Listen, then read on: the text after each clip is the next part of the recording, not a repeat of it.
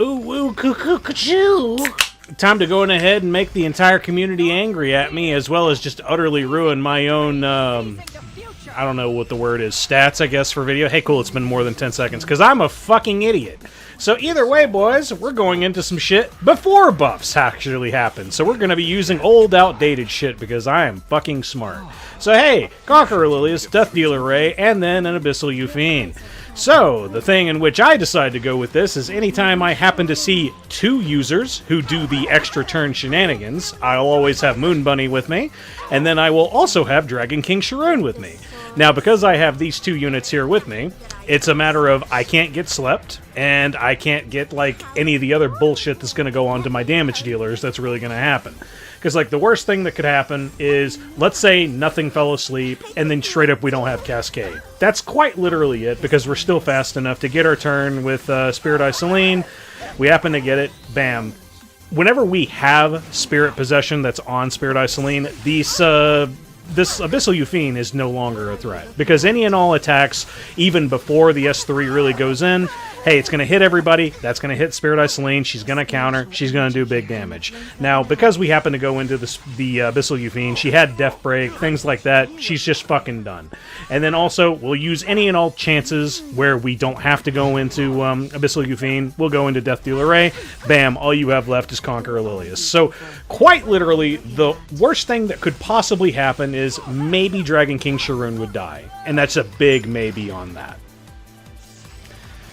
But either way, now we're going to go into some fucking really, really annoying ass... Hey, we're really thick and we're going to be annoying and stay on the field team. So here's Ocean Breeze, Luluca, ae-KARINA, and then Alencia. Well, I don't know what it is, probably just because I have an irrational fear and hatred of injury, because there's not really a lot of answers for it other than running it the fuck down. I decided to go with my, hey, let's go run that shit the fuck down team.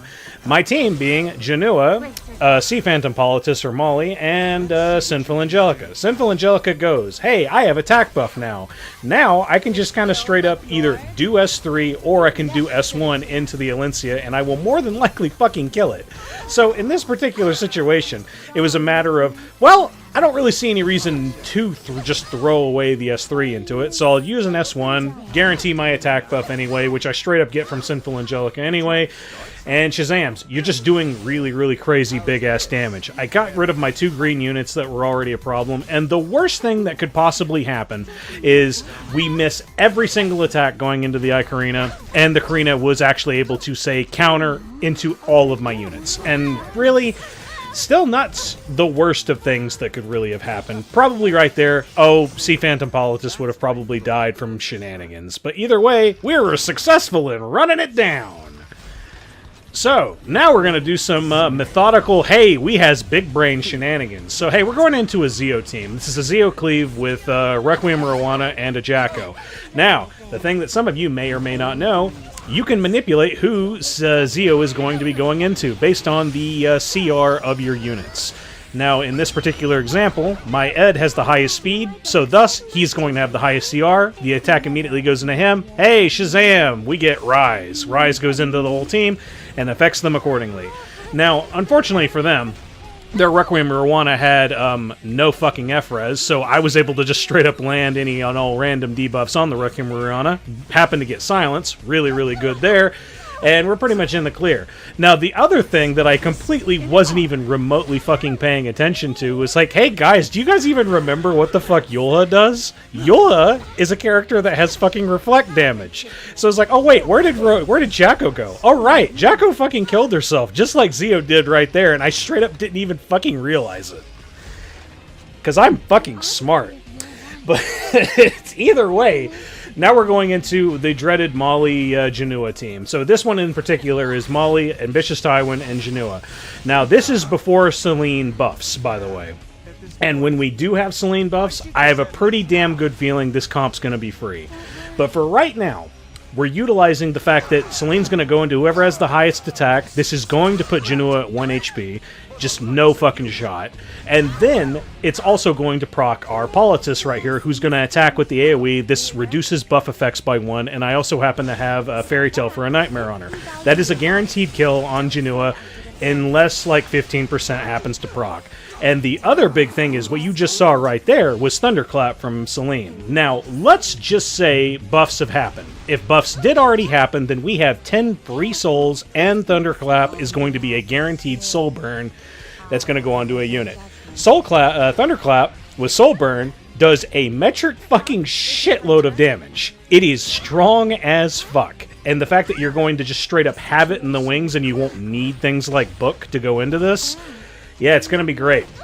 But either way, that Ambitious Tywin wasn't really doing damage. He seems like he might have just been a fast one that like was just being annoying or whatever. We're going to go into that team again because I wasn't feeling particularly... I wasn't feeling really confident about it, so I wanted to see it again. But in the meantime, hey, look, it's Urban Shadow Shu, Senya, and then ae-KARINA. This looks annoying as shit. Hey, Urban Shadow Shu, get the fuck out. Hey, cool, it worked! Thanks, Benny Mars Taichi, you're just a really broken fucking artifact. So, what we were expecting to happen there is, okay, cool, the Urban Shadow Shu goes into, you know, Little Queen Charlotte, does damage, but then also crits me, and then that actually, like, boosts me up on the CR bar, and then I'm able to take my turn, and because no debuffs have actually happened, like, there's no debuffs and there's no stripping that's on the team, I can utilize this, take advantage of it, and like, okay, cool, because I have some speed and some shenanigans on my Little Queen Charlotte, she can then go up, take her turn, and if I have attack buff, which with Benny Mars Taichi you certainly fucking would, I can more than likely guarantee the death of a dark unit almost entirely unless they have mitigation. And in this particular case, the mitigation was Proof of Valor, and it just straight up wasn't enough. But either way, now that we got Urban Shadow Shu out of the way, all we got to do is still go into Senya and then ae-KARINA. So, the big thing in particular we have here is we have Shuna here with us. Shuna is here strictly to bait any and all attacks from the ae-KARINA. The Inferno Khawazu is there strictly as a means of a counterplay for Senya going in with S3. Now, the big thing in particular is, okay, cool, Senya's already dead from the S3, from the Inferno Khawazu, and any and all random hits that are going to go into the Senya. Cool, she's dead. So the worst thing that can happen now is, well, let's just say ae-KARINA counters literally every fucking turn, and and let's just say she had effectiveness on her, and she was able to hit my, like, Soul Weavers and everything with a fucking Death Down. Fortunately for us, we had souls, we were able to use Shuna's S1 to get ourselves a little bit more healing, and then we were able to wrap around, get to our turn, and we have S2 available. Bam, we're able to heal through it, and we're 100% in the fucking clear. Now, if this was the next day where buffs happened, Ravi might have actually been a pretty fucking interesting option to go into that, and I'll talk a little bit more about that in a sec. So here, we're going into the Molly, Jenua, and Ambitious Tywin team yet again. And pretty much the exact same stuff happens here, except in this particular case, the Ambitious Tywin is certainly built a lot better than the previous one. He's going to have a lot more HP, and he's going to have, like, either defense stats or something. It's the fact that he survives the stuff from the Celine. But with now current Celine, with the buffs that she's going to be having, you're going to have Thunderclap right here. So you can soul burn this, and that is more than likely going to guarantee a kill. It is more than likely going to do it, especially if your Politis is also, like, on damage, which mine's not even on that much damage. Mine's, like, on a really, really, really scuffed-ass set. So, hey, that's just the way it is. I need to really go ahead and fix her because it's just not working right now. But either way, the big thing that happens is, hey, Ambitious Tywin's still alive. And we're able to take 2 hits from these units because, hey, LOL dual attacks, that's a part of the whole thing. We have Death Break on us because the whole point of AOL even being there is she's there to cleanse off the stuns because she's immune to stun. So that's like just in case you get really unlucky, because any time Ambitious Tywin has Enrage, LOL, what does effect resist?